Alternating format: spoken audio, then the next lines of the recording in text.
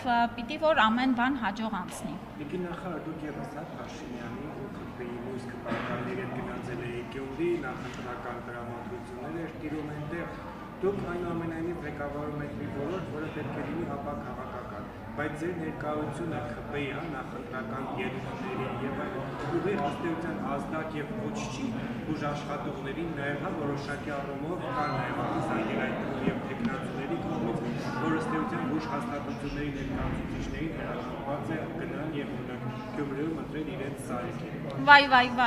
այդ անձինք, ովքեր որ այդ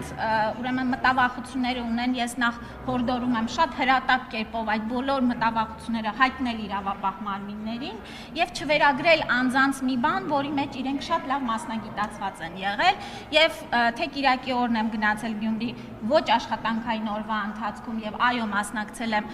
դրամահավաքին եւ կներեք նախարարը եւ կառավարությունը քաղաքական հենց մարմին են եւ չեն կարող լինել ապաքաղաքական։ Բացառվում է նման հրահանգ որևէ ուղղորդում, որևէ բան, որտեղ դրա կարիքը չկա է։ Ինչի որտեղ ձեր սարիկի տվելու են, հա։ Ես կարծում եմ, որ քաղաքացիական պայմանագիրը այս տարիների ընթացքում բավական ձեռքբերումներ ունի, որոնք պիտի ներկայացնի մեր նաև քվեարկողներին, պիտի անի աշխատանք, որը անում է եւ վստահ եմ, որ այս ուրեմն կարևոր գործը ներկայացնելով եւ նաեւ ներկայացնելով թե ինչ է արվելու Սարիկ Մինասյանի հաղթանակի պարագայում, ես կարծում եմ, որ գյումրեցին իր ձայնը որոշիչ կտա ԿՊ-ին եւ Սարիկին։ Դուշիմլակները մարզպետարանների ցանկացիկ նախարարության ենթակայության զարգացրեցիք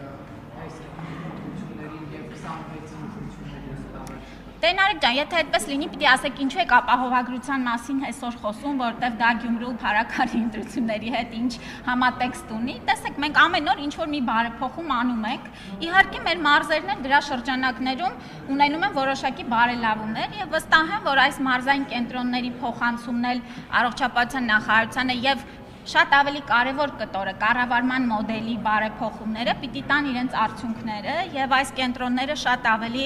գրագետ ֆինանսատնտեսական կառավարում իրականացվի, զարգանա եւ այլն եւ այլն։ Տիկին նախարար,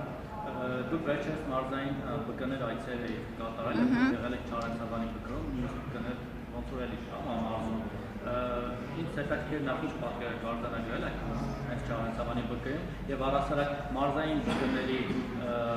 մատուցածառայությունների որակը ձեզ զգուշացնում է, թե ոչ, դասեք հետո։ Գիտեք, ընդհանրապես դժվար է այսպես ընդհանրացումներ անել եւ գնահատական տալ մարզերին կամ կոնկրետ բժշկական կենտրոնի ամբողջական որակին։ Եվ այո, ճիշտ եք ասում, վերջերս եմ եղել ուրեմն Չարենցավանում, նախ որովհետեւ իմ արժեվ դրել եմ խնդիր այս տարի համապատրաստից, այսպես ասեմ, այցեր իրականացնել կոնկրետ մարզային կենտրոններում, հասկանալու թե սովորական աշխատանքային օրվա ընթացքում ինչպես են process-ները կազմակերպվում եւ ինչ խնդիրներ կան, որոնք որ մենք այսպես ավելի պաշտոնական այցերի շրջանակներում գուցե չենք նկատում։ Եվ այո, հիմա կշարունակեմ։ Եվ ուրեմն երկու նպատակ ուներ, նախ գիտեք, մեր կապիտալ ծախսերով այնտեղ իրականացված շինարարությունը արդեն ըստ էության ավարտվել է եւ ուզում էի հասկանալ այդ ուրեմն նոր տարածքների օգտագործման շատ ավելի արդյունավետ պիտի ձևաչափ գտնենք, այնտեղ բժշկական ծառայությունների որոշակի հատվածը պետք է փոփոխությունների արդյունքում այս նոր տարածքում տեղավորվի, որպեսզի նաև չստացվի, որ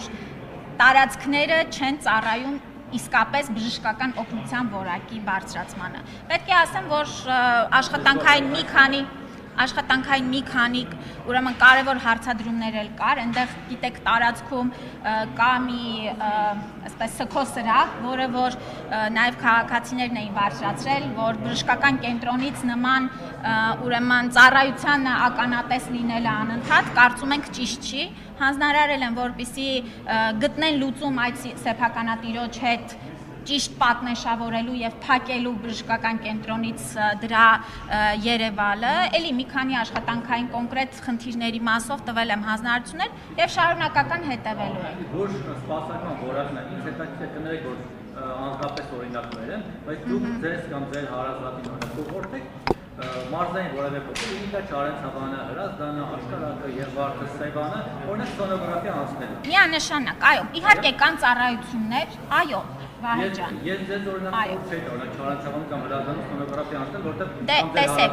ներողություն, որտեղ կարող է սոնոգրաֆիստը նայի եւ ֆարզի որտեղ օրինակ, չգիտեմ, երի կամ փոփ կամ լիարժ չունեք, բայց բնականաբար ունեք եւ նորմալ գործում։ Դե այդ բոլոր դեպքերն էլ եւ իմ հարազատը եւ ես պիտի առնչվենք նաեւ որպես Հայաստանի քաղաքացի եւ եթե կա խնդիր բարձրացնենք եւ լուծումներ պահանջենք։ Սա որպես քաղաքացի եմ ասում ձեր նշած հարցի կոնտեքստում։ Իսկ մյուս առումով, այո, ես կարծում եմ, որ այսօր մեր մարզային բժշկական կենտրոնները վերջին տարիներին շատ մեծ զարգացում են ապրել։ Եվ օրինակ, Գյումրու բժշկական կենտրոնը եւ Վանաձորի բժշկական կենտրոնը այսօր ստրոկ ծրագրի մի մաս է կազմում, որը բավականին բարձր ուրեմն հմտություններ, գիտելիքներ պահանջող ծառայություն է եւ ես հպարտ եմ դրա համար։ Հաջորդիվ, իհարկե այս գործընթացը շարունակական է եւ բժշկական օգնության որակից ես եթե վերցնենք, մենք Երևանն էլ չենք կարծում, որ հասել ենք մեր թիրախներին։ Իհարկե չենք հասել։ Եվ սա անընդհատ process է, որ եւ թե Երևանում եւ մարզային կենտրոնների բուժ օգնության որակը պիտի փոխվի։ Քննադատում են, որ մարզային բուժ կենտրոններում նորմալ մասնագետներ չկան, որովհետեւ նախարարի թվերը հիմա չեմ հիշում հրամանի անունները, համարները, X2 հրաման, այդ հրամանների պատճառով նաև նորմալ